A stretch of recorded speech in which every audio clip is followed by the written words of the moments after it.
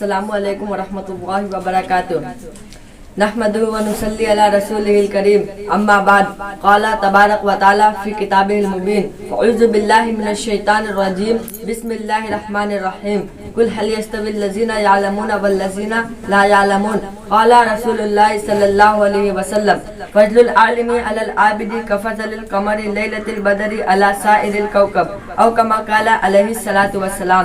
علم ایک ایسی دولت ہے جو کبھی لٹتی نہیں، علم ایک ایسی دولت ہے جو کبھی لٹتی نہیں، خرچ کرنے سے کبھی گھٹتی نہیں، پھر نہ تم کرنا کبھی تشنا لبی کے شکوے، آج میں خانے کا میں خانہ اٹھا لاؤں گا۔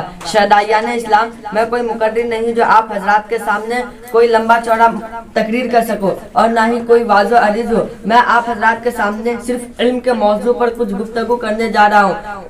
امید ہے کہ آپ لوگ سنجیدگی و متانت کے ساتھ سماعت فرمائیں گے۔ شہدائیان اسلام، علم دو طرح کے ہیں، ایک دنیاوی اور ایک اخروی۔ علم چاہے دنیاوی ہو یا اخروی انسان کو عزت و فضیلت عطا کرتا ہے، لیکن دنیاوی علم صرف دنیا تک ہی محدود رہتا ہے اور اخروی علم انسان کو دنیا اور آخرت دونوں جگہ ذلت و رسوائی سے نجات دلاتا ہے۔ میں آپ سے سوال کرنا چاہتا ہوں، وہ کون سی شے تھی جس نے آدم علیہ السلام کو ملائکہ سے افضل بنا دیا؟ وہ کون سی شے تھی جس کے بنا پر انسان اشرف المخلوقات بنے؟ وہ کون سی شے تھی جس کی بنا پر رب کائنات نے انسان کو اپنا خلیفہ بنایا؟ وہ علم کی دولت ہے۔ جب رب کائنات نے قرآن کو نزول فرمایا تو سب سے پہلے وہ آیت فرمائی جس کا تعلق علم سے تھا، یعنی اقرأ بسم ربک الذی خلق۔ شہدائیان اسلام، علم کے بارے میں قرآن احادیث نبویہ میں بکثرت وارد ہوئی، جس کا مطلب و مفہوم یہ ہے کہ اے نبی صلی اللہ علیہ وسلم کہہ دیجئے کہ اہل علم اہل جہل یکساں نہیں ہو سکتے، جس طرح حق و باطل ایک جگہ برابر نہیں ہو سکتے، جس طرح رفاقت و عداوت ایک جگہ برابر نہیں ہو سکتے، جس طرح ظلمت اور ہدایت ایک جگہ اکٹھا نہیں ہو سکتے، اسی طرح اہل علم اہل جہل ایک جگہ برابر نہیں ہو سکتے۔ حضرت محسن انسانیت صلی اللہ علیہ وسلم کا ارشاد گرامی ہے، فضل العالم علی العابد کفضل القمر لیلۃ البدر علی سائر الکوكب او کما قال علیہ الصلوۃ والسلام، یعنی عالم کی فضیلت عابد پر ایسی ہے جیسے کہ 14ویں چاند کی فضیلت تمام ستاروں پر۔ حضرت عباس بن رضی اللہ عنہ فرماتے ہیں، دوسرے مومنوں کے مقابلے اہل علم کے 700 درجات زیادہ ہوں گے اور ہر درجے کی مسافت 500 مسافت کے برابر ہوگی۔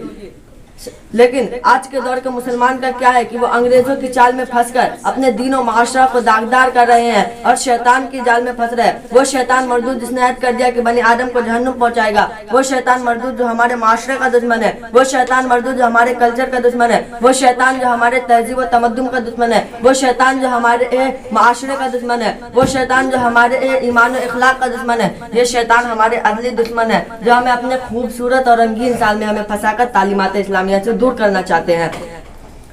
حضرت محسن انسانیت صلی اللہ علیہ وسلم کا ارشاد گرامی ہے، یستغفرک للعالم ما فی السماوات و ما فی الارض۔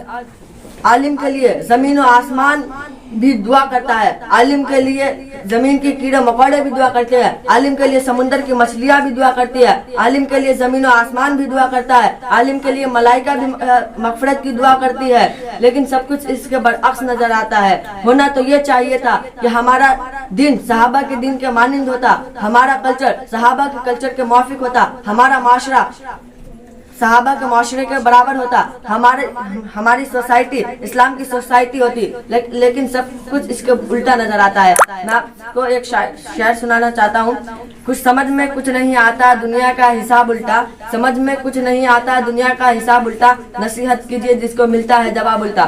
شہدائیان اسلام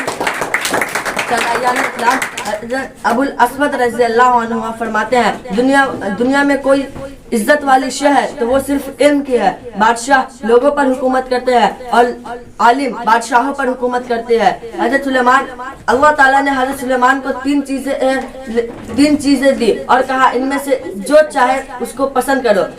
حضرت سلیمان رضی اللہ عنہ وہ ایک چیز پسند کرتے ہیں، علم۔ اللہ تعالیٰ نے مال و سلطنت ان کے ساتھ عطا فرمایا۔ میں آپ کو ایک واقعہ سنانا چاہتا ہوں۔ ایک آدمی تھا جو اپنی اولادوں میں سے کسی اولاد کو عالم دین بنانا چاہتا تھا، لیکن اس کی کوئی اولاد ہی نہیں تھی۔ جب بیوی حمل سے تھی تو وہ بیمار ہوا اور اسی حالت میں اس کی روح پرواز کر گئی، لیکن اس نے مرنے سے پہلے اپنے بیوی کو نصیحت کی تھی کہ اگر لڑکا پیدا ہو تو اسے عالم دین بنانا۔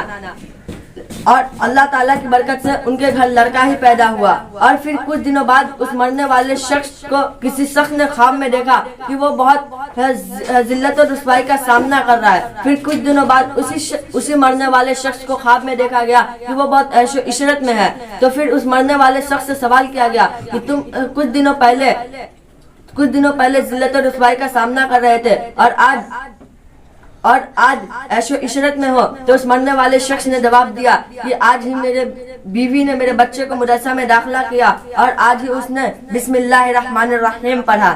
ہمیں اس واقعے سے عبرت حاصل کرنی چاہیے، اس لیے کہ عالم کے قلم کی سیاہی شہیدوں کے خون سے بھی زیادہ افضل ہے.